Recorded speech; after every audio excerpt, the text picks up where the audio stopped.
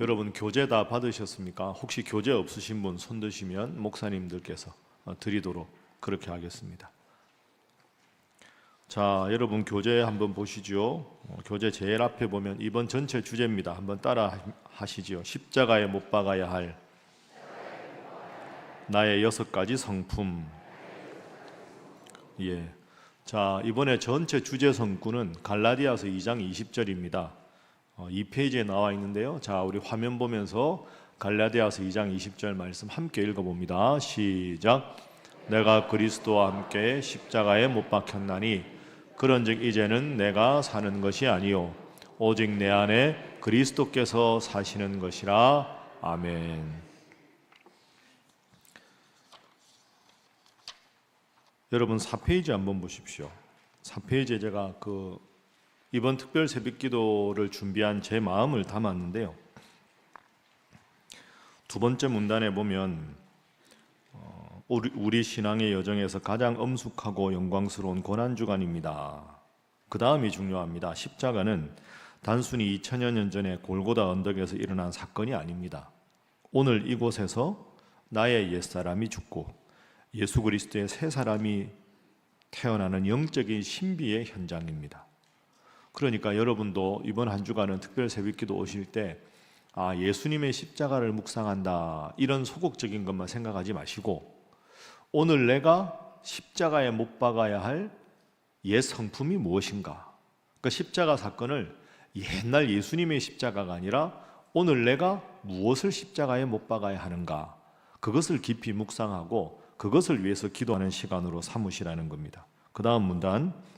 우리는 종종 거룩한 신앙의 모양은 갖추었지만 겉모습이 아니라 그 내면에는 여전히 십자가에 못 박지 못한 완악한 성품들을 품고 살 때가 많습니다. 해서 밑에 있는 이 6가지 우리의 옛 성품을 십자가에 못 박는 시간입니다. 이렇게 정리를 했습니다.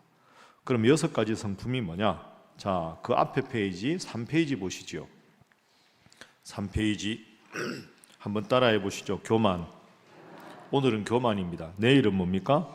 시기. 수요일은 분노. 목요일은 탐욕. 금요일은 거짓. 토요일은 게으름. 이 6가지를 이제 십자가에 못 박기 위해서 말씀을 읽고 기도하고 나아가는 그런 시간입니다. 저를 보시죠. 제가 여러분 앞에 한 가지 말씀드릴 게 있습니다. 사실은 이 고난주간 원고가 제가 원래 준비했던 원고가 아닙니다. 제가 사실은 몇 달 전부터 고난주간 특별 새벽기도회를 뭘로 할까 기도하다가 다른 원고를 거의 다 썼습니다. 그런데 기도하면 기도할수록 마음이 편하지가 않은 겁니다. 목사가 하나님 말씀을 전하려면 이 말씀을 우리 신일교회 성도들에게 하나님이 분명히 전하기를 원하신다 하는 확신이 들어야 되는데 그 확신이 안 드는 겁니다.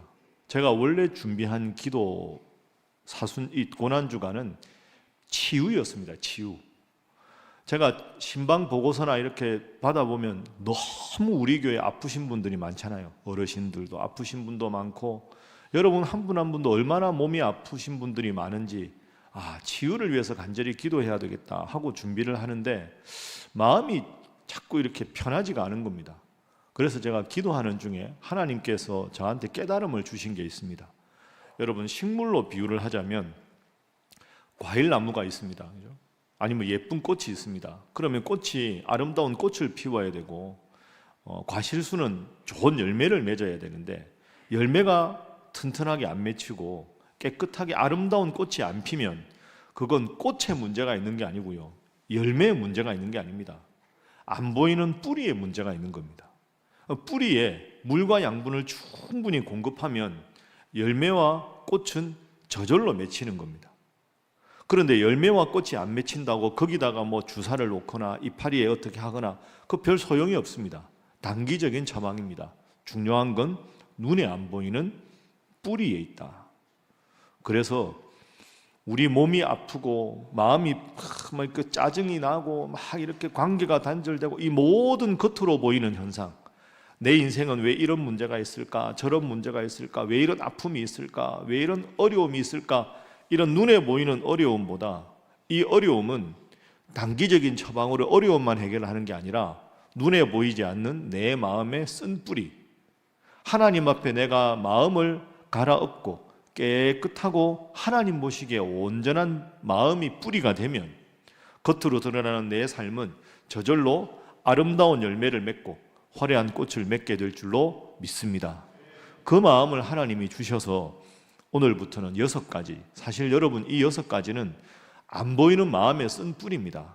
그래서 이 마음의 쓴 뿌리가 내가 보이는, 사실 그렇죠, 막 새벽기도 나와서 막 능력이 나타나고 겉으로 드러나는 게 중요한 것 같지만 사실은 이 문제가 근본적으로 해결되어야 내 삶에 몸도 낫게 되고 마음의 병도 사라지고 우울증도 사라지고 불면증도 사라지고 악화된 관계도 회복되고, 그것이 참된 고난주간의 의미겠다 해서 이 6가지를 나누도록 하겠습니다. 여러분들도 이 내용이 좀 추상적이다 이렇게 생각하지 말고 이 6가지의 마음의 쓴뿌리를 제거하면 하나님께서 여러분의 일상에 큰 능력과 복으로 함께 하실 줄로 믿습니다. 그런 마음으로 이번 이 집회에 참여하시면 되겠습니다. 자, 그러면 6페이지 보겠습니다. 오늘의 주제는 따라합니다. 교만. 교만. 우시야 왕이라는 사람이 있습니다. 성공이 독이 될 때라고 제목을 잡았습니다. 자, 여러분 6페이지에 16절 나오죠? 제일 먼저 나오는 16절. 자, 16절을 함께 읽어볼까요? 시작. 그가 강성하여짐에 그의 마음이 교만하여 악을 행하여 그의 하나님 여호와께 범죄하되 곧 여호와의 성전에 들어가서 향단에 분향하려 한지라. 아멘. 한번 따라해 보시죠. 강성하여짐에 교만하여. 오늘의 주제는 딱 이 문장입니다. 여러분 오늘 하루 종일 이것만 기억하십시오. 강성하여지니까 교만해졌다. 어제 우리가 야곱 이야기도 말씀을 나누어 보았죠. 야곱이 막 힘들고 어려운 문제가 있을 때, 형 에서와 화해하고 싶은데 화해가 불가능해 보일 때 야복강가에서 그렇게 하나님께 부르짖고 하나님께 매달렸지 않습니까? 그러니까 하나님이 에서의 마음을 깨끗하게 평안하게 화해의 마음으로 돌려주셨습니다. 그런데 형님하고 다 화해하고 이제는 내 인생의 고생 끝 행복 시작이다 라고 탁 하고 마음을 놓는 순간 세겜 땅에 그냥 눈에 보이는 대로 기도 없이 정착하고, 그러다 보니까 큰 사건, 전혀 생각하지도 못했던 사랑하는 딸이 엄청난 일을 당하는, 그리고 시므온 가레위와 복수하는 그런 끔찍한 일을 당했습니다. 강성해질 때 이제 내 인생이 편안하다, 어려움이 없다, 그러면서 그 모든 어려움을 해결해 주신 하나님 앞에 감사하고 겸손해야 되는데, 뭐가 잘 된다고 생각되는 순간 내 마음이 주인이 내가 되고 교만해지고, 그것이 오늘 우시야 왕이 큰 재난을 당한 문제였습니다. 그럼 우시야 왕이 어떤 사람인가? 제가 7페이지에 쭉 쓴 내용을 위주로 간단하게 설명을 해보겠습니다.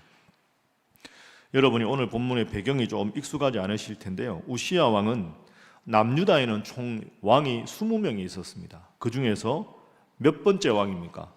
제10대 왕입니다.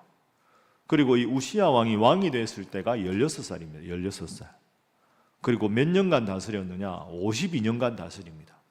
그러니까 어린 나이에 16세 왕이 돼서 무려 52년간을 다스렸습니다. 성경에 보면 오래 다스린 왕치고 잘 다스린 왕이 별로 없거든요. 그런데 52년을 다스렸는데 우시야 왕은 상당히 잘했습니다. 왕 노릇을. 어떻게 잘했느냐? 자, 1번에 3번 제가 썼는데요.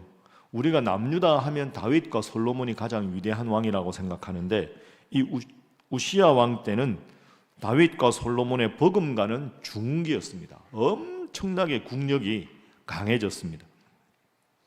2번 보시면 영토가 일단 넓어졌습니다.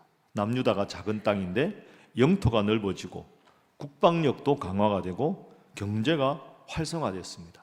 자, 오늘 본문 6절부터 8절을 화면으로 한번 보실까요? 우시야가 나가서 블레셋 사람들과 싸우고 가드 성벽과 야브네 성벽과 아스도 성벽을 헐고 저 도시들은 블레셋의 아주 난공불락의 도시들인데 전부 다 싸워서 부쉈습니다. 그리고 블레셋 사람들 가운데 성읍들을 건축했다. 7절, 하나님이 그를 도우사 블레셋 사람들과 구르바알에 거주하는 아라비아 사람들과 마온 사람들을 다 치게 하셨다. 8절, 암몬 사람들이 우시아에게 조공을 바치매 우시아가 매우 강성하여 이름이 애굽 변방까지 퍼졌더라. 이 누가 해주신 겁니까? 하나님이 다 해주신 겁니다. 여러분, 블레셋은 늘 이스라엘을 괴롭히는 나라였지요. 사울 때도 침공을 해서 다윗이 블레셋 장군 골리앗을 물리치죠. 늘 눈의 가시 같은 게 블레셋이었습니다. 블레셋도 패배시키고 암몬도 패배시키고 아라비아도 패배시켰습니다. 그러니까 이 영토가 엄청나게 넓어졌습니다. 그러면 그 나라를 정벌한 것만 아니라 그 나라에서 남유다로 조공을 바치게 한 겁니다. 그러니 영토도 넓어졌고 전리품도 많고 그리고 그 나라에서 조공을 바치니까 물자들이 더 풍부해진 거죠. 거기다가 국방력도 강화해서 무기들을 엄청나게 많이 확보를 하고 신무기를 도입합니다. 그리고 이 해상무역을 할 수 있는 도시를 만들어서 그 엘랏이라는 도시를 만들어서 무역도 많이 합니다. 그럼 여러분 한번 생각해 보세요.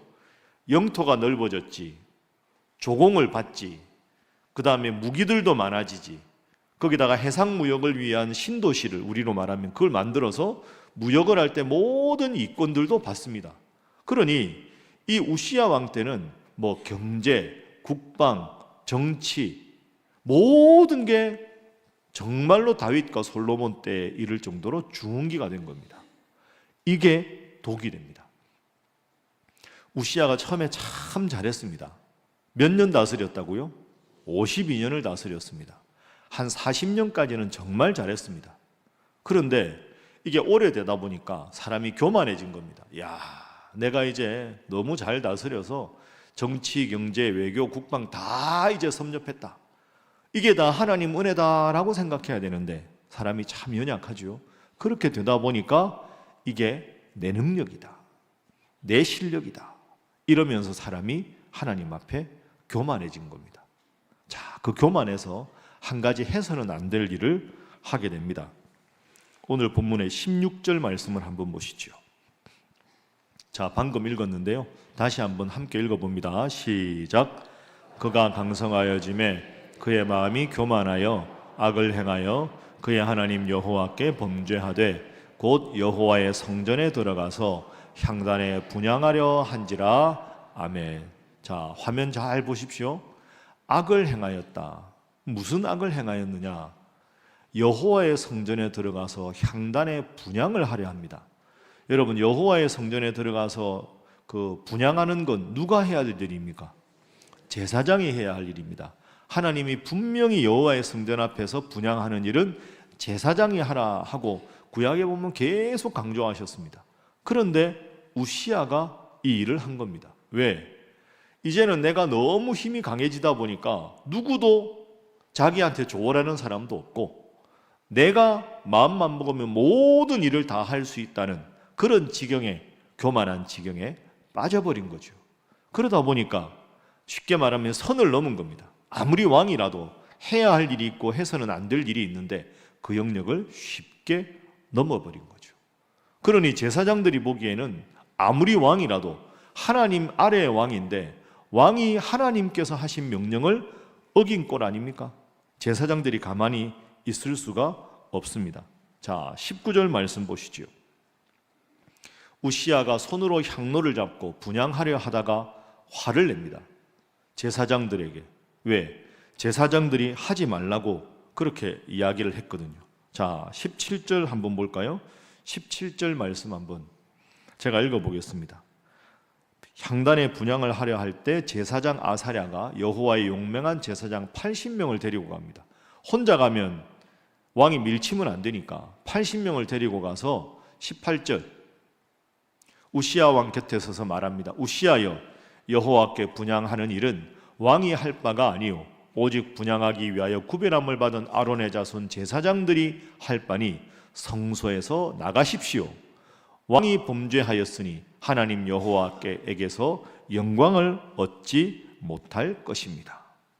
분명히 아사랴가 하나님의 뜻을 전했습니다. 그러면 저 때라도 우시야가 내가 하나님 앞에 범죄하였도다 하고 하나님 앞에 회개해야 되는데 그러지 않습니다. 다시 한번 19절 보십시오. 우시야가 그 말을 듣고도 손으로 향로를 잡고 분향하려고 합니다. 그러면서 그 말을 하는 제사장들을 보고 화를 냅니다. 그런데 문제가 생겼죠. 그가 제사장에게 화를 낼 때 여호와의 전안 향단곁 제사장들 앞에서 그의 이마에 뭐가 생겼습니까? 나병이 생겼습니다. 나병은 악성 피부염이죠. 이 나병이라는 건 구약에서 하나님께서 저주하신 사람들이 주로 생깁니다. 물론 모든 일이 그런 건 아니지만 일반적인 나병은 하나님 앞에서 징벌과 저주를 받은 사람이. 그런데 바로 그 즉석에서 이마에 나병이 생깁니다. 여러분, 이마에 나병이 생겼다는 건 심각한 문제입니다. 왜냐하면 구약의 율법에 따르면 나병이 걸린 사람은 일반인들이 사는 자리에서 함께 살 수가 없습니다. 격리를 해야 합니다.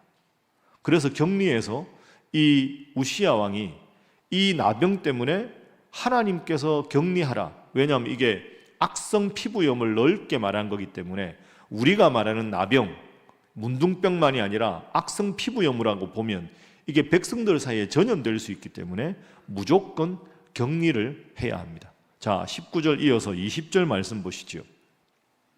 대제사장 아사랴와 모든 제사장이 왕의 이마에 나병이 생겼음을 보고 성전에서 급히 쫓아내고 여호와께서 치심으로 왕도 속히 나가니라.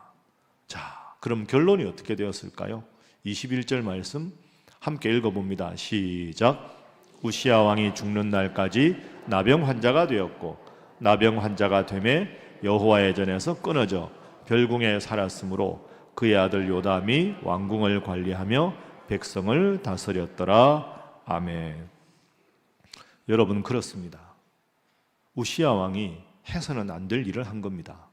교만했기 때문이죠. 내가 잘났다고 교만하는 순간 하나님의 명령을 가볍게 여깁니다. 그러다 보니까 하나님께서 나병을 주셨고 나병이 걸리는 순간 왕이 모든 신하들 앞에서 정사를 돌보아야 하는데 이걸로 우시야 왕은 거의 끝입니다. 왜? 별궁에 혼자 살아야 되니까. 왕으로서의 공식적인 역할을 이제 제대로 할 수가 없습니다. 겨우 아들에게 사람을 보내서 인편으로 할 수 있는 것밖에 없는 거죠. 여러분, 제일 높은 권력에 있을 때 바로 이 사건 하나로 제일 낮은 곳으로 떨어진 것이 우시야 왕입니다. 교만이 이렇게나 무서운 하나님 앞에 해서는 안 될 행동입니다. 자, 이렇게 정리하시고 7페이지 한번 보십시오. 3번 성공이라는 독배, 하나님을 밀어낸 자리에 앉은 우시야. 강성함이 거룩함을 삼켰다. 따라합니다. 강성함이 거룩함을 삼켰다. 강성함의 주제는 나 아닙니까? 내가 강하다. 그러다 보니까 하나님 앞에 거룩해야 되는데 내가 강성한 것보다 하나님 앞에 거룩한 게 중요한데 내가 강성해지니까 하나님이 주신 것을 잊어버리고 하나님 앞에서 거룩한 삶을 살아야 되는 걸 잊어버린 겁니다. 여러분, 선줄로 생각하는 자 넘어질까 조심하라. 고린도전서 10장 12절 말씀 정확하게 이루어진 겁니다. 여러분은 생각해 보십시오. 아마 이렇게 생각하실지 모르겠습니다. 목사님, 교만이 죄라는 거 저도 압니다. 근데 저는 별로 교만하지 않습니다. 혹시 여러분 그렇게 생각하십니까? 아니, 우시야 왕처럼 이렇게 좀 권력도 있고 지위도 높고 그래야 뭐 교만할 것도 있지. 나는 뭐 지위도 낮고 권력도 없는데 내가 뭐 교만입니까? 여러분 그렇게 생각하시죠? 웃으시는 분들, 그렇게 생각하시는 분들이죠. 그게 아닙니다. 제가 솔직히 이 말씀을 준비하면서 제가 얼마나 교만한가 한번 생각을 해봤거든요. 제가 권력이 있습니까? 뭐가 있습니까? 근데 그게 아닙니다. 제가 진짜 교만한 사람이다 하는 걸 깨달았습니다. 여러분 안 그런 척 하지 마십시오. 다 교만한 겁니다. 교만은요, 지위에 높고 낮은 게 있는 게 아닙니다. 제가 언제 교만했나 참 부끄러운데 이렇게 부목사님들하고 회의하고 집에서 애들하고 이야기할 때도 있고 그럴 때 제가 생각해 보니까 은근히 교만했더라고요. 끝까지 듣고 충분히 공감해야 되는데 바쁘다는 핑계로 어떨 때는 말허리를 쑥 자르고, 아이 그래서 이런 거 아니야. 그 다음에 가만히 생각해 보면 경청하는 태도, 사람들을 대하는 눈빛, 그리고 나의 어투에 가끔 드러나는 짜증, 이게 전부 교만입니다. 여러분, 관계가 언제 나빠집니까? 큰 일 때문에 나빠지는 게 아닙니다. 친구 관계도 이야기하는데 내 말을 잘 안 들어주는 느낌이 들면 괜히 마음이 기분이 나쁩니다. 그런 작은 틈새들이 모여서 관계가 나빠지는 겁니다. 교만은 우시야 왕에게 해당되는 게 아닙니다. 나의 눈빛, 나의 말투, 나에 대하는 태도, 이런 거 하나하나의 교만이 다 묻어나면 그것 때문에 결국은 내 마음에 병이 생기고 상대방의 마음에 상처를 주고 그것 때문에 관계가 나빠지고, 그러니 내 몸이 병이 들고 자존심이 상하고 힘들고 외로운데 누구에게 할 말이 있는데 할 수 있는 사람조차 없어지고 점점 그렇게 되는 거죠. 가슴에 손 한번 올려보십시오. 따라 할 수 있는 분만 저를 따라 하시고 따라하기 싫은 분은 따라하지 마십시오. 제가 뭐라고 할 거냐 하면, 주님 저는 교만합니다 이렇게 할 테니까 나는 안 교만하다 이런 분들은 따라하지 마십시오. 따라합니다. 주님 저는 교만합니다. 다 교만하시지요. 여러분 그렇습니다. 다 우리가 교만합니다. 교만은 큰 죄입니다. 왜? 하나님께서 받으실 영광을 내가 가로채는 거니까. 이 우시야 왕에게 그 모든 나라의 평안을 주신 분이 하나님인데 나의 삶의 주인 되신 하나님을 잊어버리고 내가 강성해서 내 실력으로 내 능력으로, 그러니까 교만해지는 겁니다. 그러면 결국은 하나님 보시기에 제일 큰 죄악은 교만입니다. 왜? 교만은 은혜의 반대말입니다. 여러분, 교만한 사람은 은혜라는 고백을 못합니다. 뼛속 깊이까지 은혜를 고백할 수 있는 사람은 교만할 수가 없는 거지요. 고난주간의 핵심이 은혜 아닙니까? 내가 잘한 게 하나도 없는데 예수님 나를 위해서 일방적인 은혜로 십자가에 죽어주셨습니다. 교만의 반대말은 은혜입니다. 나는 얼마나 주님의 은혜를 깊이 생각하는가. 여러분도 모르게 내가 지금 조금씩 교만해진다고 느끼십니까? 그건 여러분의 마음에 은혜의 고백이 없기 때문입니다. 늘 은혜의 고백으로 교만이 아니라 겸손한 삶을 살아가는 여러분 모두가 되시기를 주님 이름으로 축복합니다. 옆에 분들과 인사하겠습니다. 겸손한 삶을 살아가시기 바랍니다. 한 번 더 합니다. 모든 것이 은혜입니다. 자, 저 7페이지 밑에 생각해 보기 있죠. 그래서 제가 이렇게 정리합니다. 교만은 단순히 내가 잘난 척 하는 게 아니라 내 인생의 확장자, 내 인생의 잘된 것을 하나님이 해주셨는데 그것을 나로 몰래 바꾸는 영적인 도둑질, 영적인 찬탈이다. 이 표현을 여러분 한번 잘 생각해 보십시오. 자, 8페이지 넘어갑니다. 생각해 보기. 영적인 질서를 무시한 열정은 헌신이 아니라 뭡니까? 월권입니다. 제사장이 해야 할 일을 자신이 한 거죠. 그 밑에 생각해 보기 있죠. 설명 다 드렸으니까. 교만의 끝은 언제나 무엇이다? 고립입니다. 교만한 사람은 옆에 사람이 없습니다. 그래서 외롭습니다. 외로우니까 병이 나는 겁니다.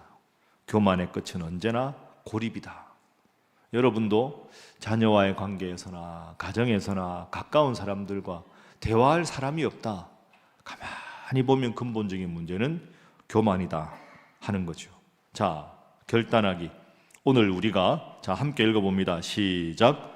오늘 우리가 높여야 할 것은 나의 이름이 새겨진 향로가 아니라 오직 주님의 이름뿐입니다. 아멘. 정리합니다. 교만으로 생긴 문제가 우시야에게 3가지가 있었습니다.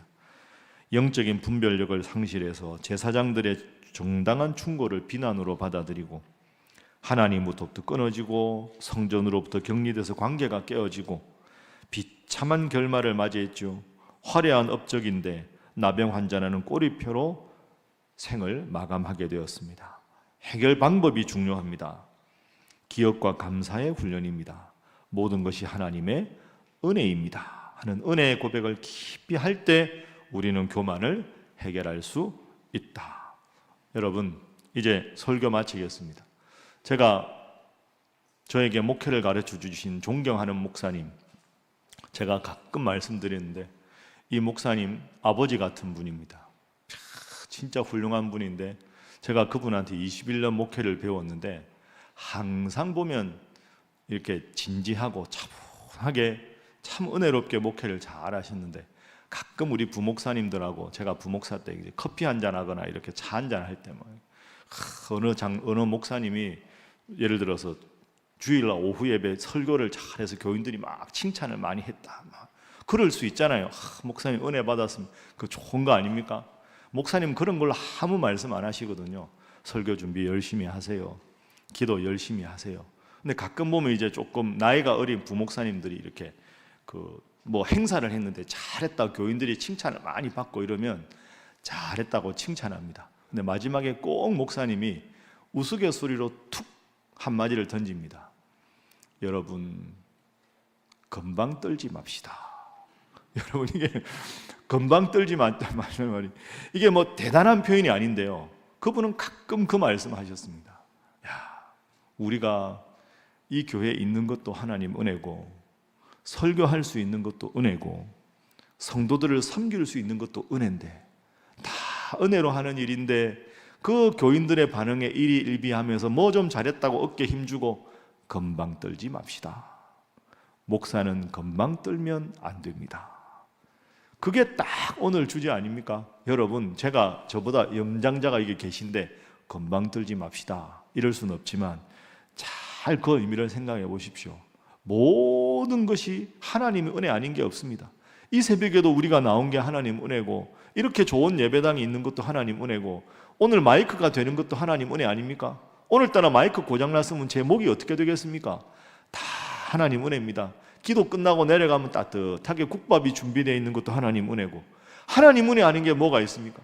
근데 작은 거 하나하나를 무감각하게 여기고 그저 원래 그런 걸로 여기고 은혜를 망각하는 순간, 40년간 하나님의 은혜를 부어주셔서 모든 것을 좋게 해주셨는데 그 좋아진 건 생각 안 하고 저 제사장이 건방지게 말이야 왕이 나한테 한마디 한다고 그러면서 버럭 화를 내고, 근본적으로 거기서부터 우시야 왕은 저 쇠락의 길로 접어들었습니다.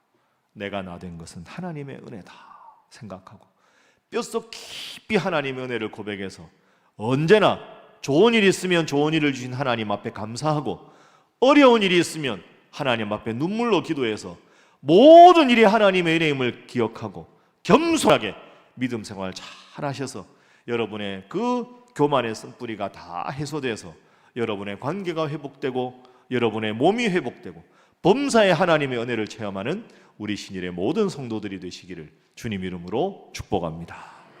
함께 기도하겠습니다.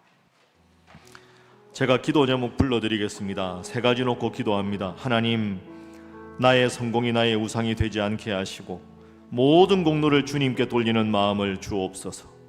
하나님, 때로 주변의 영적인 권면을 들을 수 있는 귀를 열어주시고 저의 완악한 마음을 제하여 주옵소서. 하나님, 이번 고난주간 동안 나의 자금을 고백하며 주님의 크신만을 높이는 삶의 결단이 있게 하여 주옵소서. 주님, 뼛속까지 은혜의 고백으로 늘 하나님 앞에 겸손하게 하셔서 교만의 그 작은 싹도 완전히 잘라내어 하나님 은혜만 고백하는, 하나님의 능력으로 살아가는 복된 하나님의 성도로 살게 하여 주시옵소서. 우리 다 함께 동성으로 기도합니다. 주여 믿습니다. 주여 믿습니다. 주여 믿습니다.